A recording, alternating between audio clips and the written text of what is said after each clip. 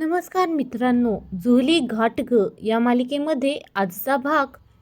आता सावी घरी आलेली असते व आता भाऊंची मनस्थिती तर खूपच खराब झालेली असते.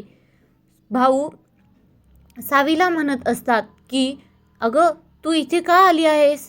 जा ना तुझ्या घरी, तू तुझा संसार व्यवस्थित कर, तू तुझा संसार बघ, जा सावी तू तुझ्या घरी. तर आता भाऊची मनस्थिती खूपच बिघडलेली असते. माझी शाळा असंच ते म्हणत असतात. तर आता सावीला ते तिच्या घरी जायला सांगतात.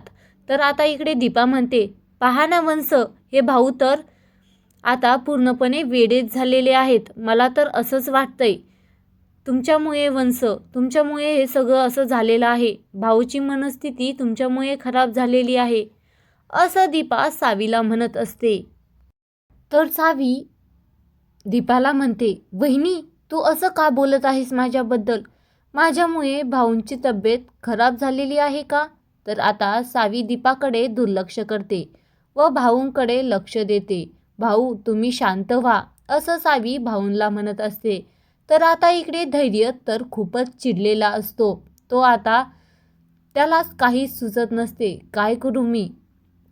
तर आता भास्कर व दामिनी धैर्याला म्हणतात, तुझ्या बाजूने तुझे शब्द पाहून आम्हाला आता रस्त्यावर यायची वेळ आलेली आहे. धैर्य तू हे काय केलंस? दामिनी धैर्याला बोलते, तू एवढं होऊनही कस काय शांत बसू शकतोस रे धैर्य? तर आता धैर्य खूपच चिडलेला असतो. तर म्हणतो, मी त्या सावी नाईकला सोडणार नाही.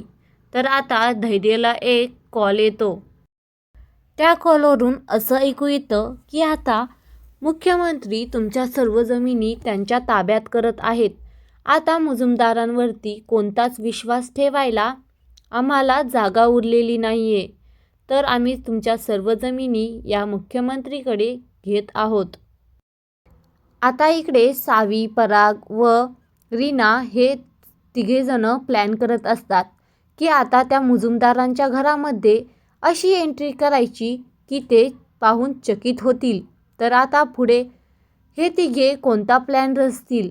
तर आता सावीची एंट्री ही मुजुमदारांच्या घरामध्ये लक्ष्मी म्हणून नाही तर कडक लक्ष्मी म्हणून होणार आहे.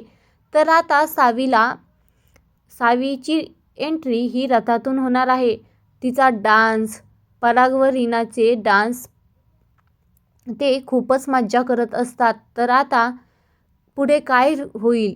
धैर्य सावीला मुजुमदारांच्या घरामध्ये गृहप्रवेश करू देईल का? हे पाहण्यासाठी चॅनलला सबस्क्राईब नक्की करा.